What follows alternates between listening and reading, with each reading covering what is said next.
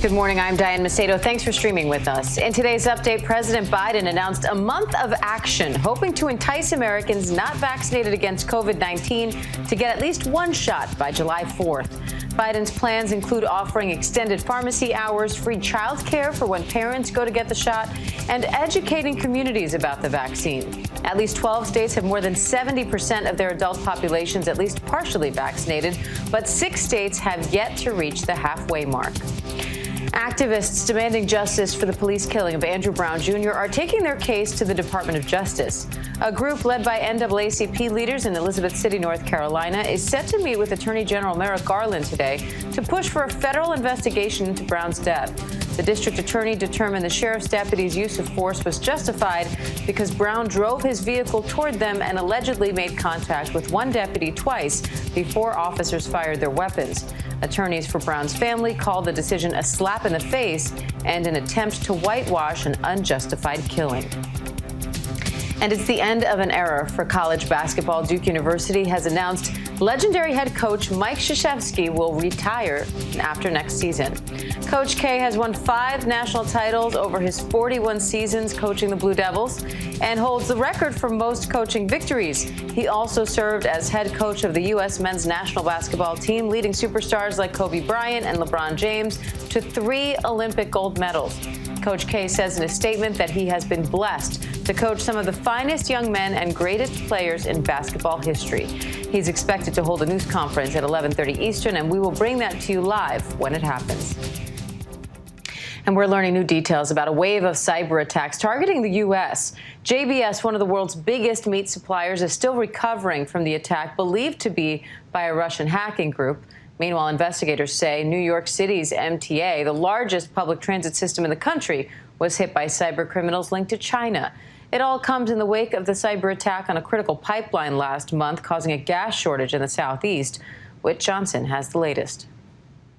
From food supply to transportation to fuel, America's infrastructure facing a barrage of cyber attacks. Overnight, JBS Foods, the world's largest meat supplier, announcing they hope to operate at close to full capacity today after a devastating ransomware attack forced the temporary shutdown of 9 meatpacking plants in the U.S. and multiple abroad. The FBI blaming 2 criminal organizations based in Russia. The Brazil-based JBS is responsible for processing nearly 25% of the nation's beef. The longer it stretches out, then the more impact it's going to have on our meat supply. You'll see a limited amount of supply of meat, so there won't be as much variety, and you will see more prices go up. It's just the latest in a string of cyber attacks. Near Cape Cod, the ferry to Nantucket and Martha's Vineyard hacked by criminals demanding ransom. Officials warning of possible delays as the summer season ramps up.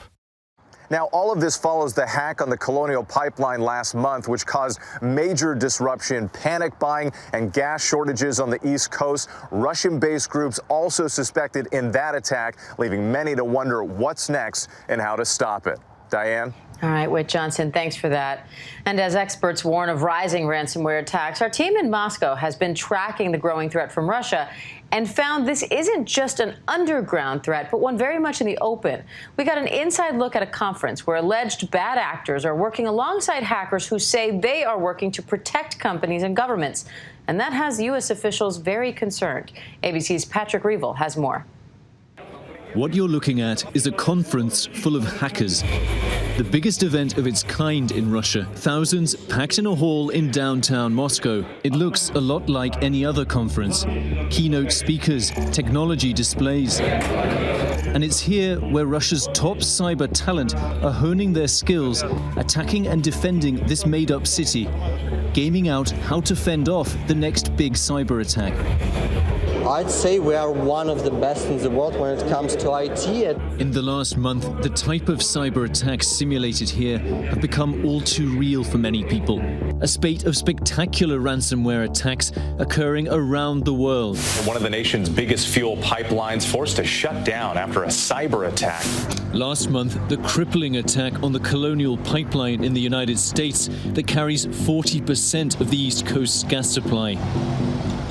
Then another ransomware attack, leaving Ireland's health system largely without computers for weeks. The ransomware used in both attacks is linked to criminal gangs in Russia, The country and hacking once again back in the spotlight. But the hacker conference in Moscow is for companies and experts to learn how to guard against attacks, just like the one on the US pipeline. It's like boxing, right?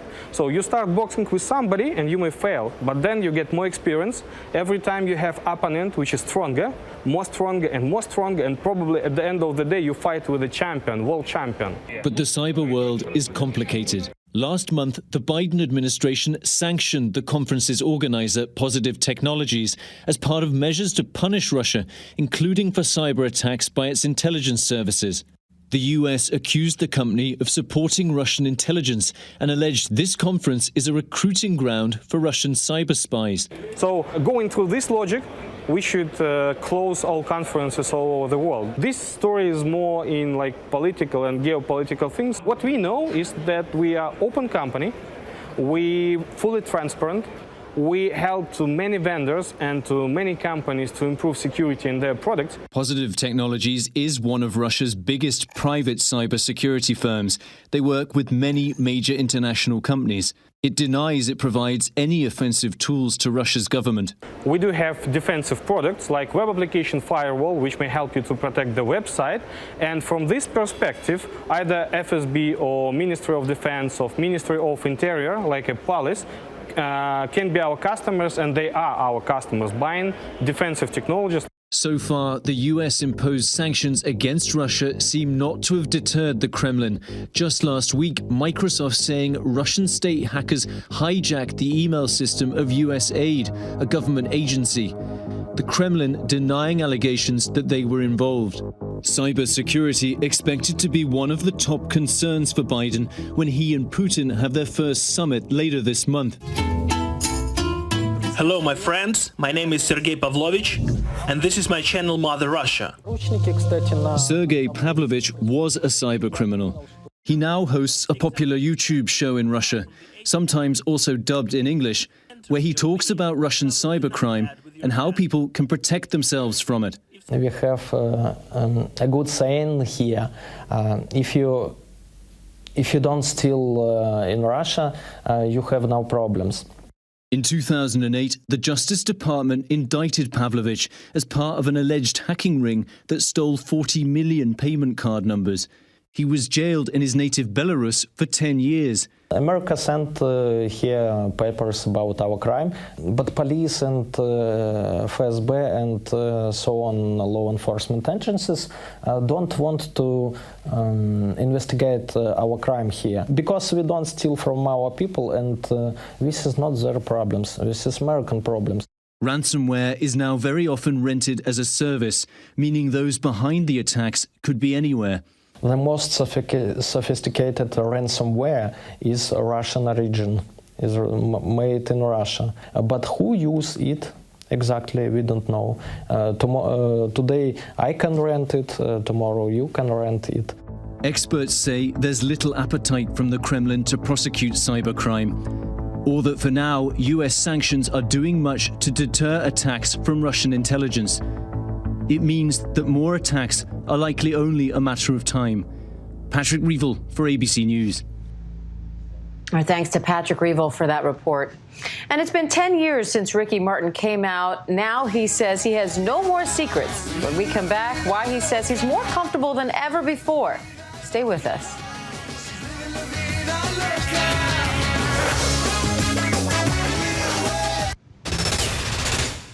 Welcome back. Ricky Martin is on the cover of People magazine's annual Pride issue, saying he is more comfortable in his skin than ever before and has no more secrets. It's been more than a decade since the pop superstar came out, and in this very personal interview, he talks family, his past, and why now he has nothing to hide. Here's Gio Benitez.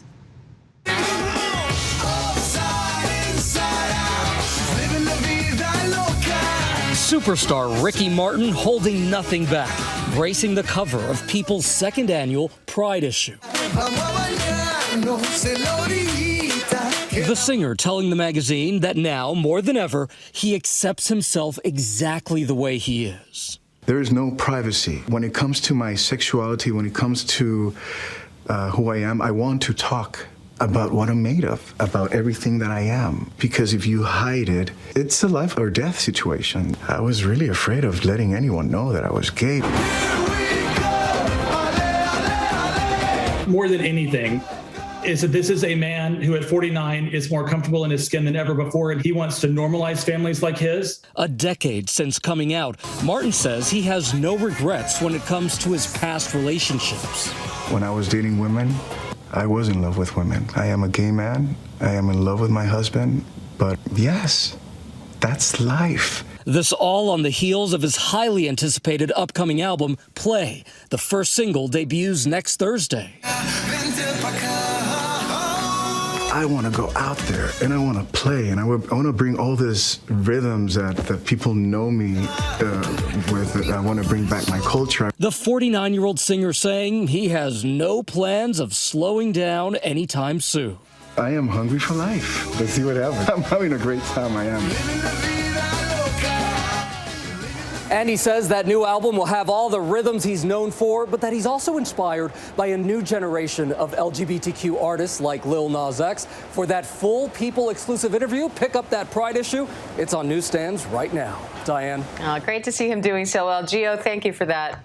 And that does it for this ABC News Live update. I'm Diane Macedo. Thanks for joining us. And remember, ABC News Live is here for you all day with the latest news, context, and analysis. Also, a programming note for you. We mentioned earlier, legendary Duke basketball coach Coach K, Mike Krzyzewski, will retire after next season. He's holding a press conference in just a few minutes. We'll bring you that live when it happens. And we'll see you back here at 3 p.m. Eastern for the breakdown. Until then, stay safe. Have a great day, everybody.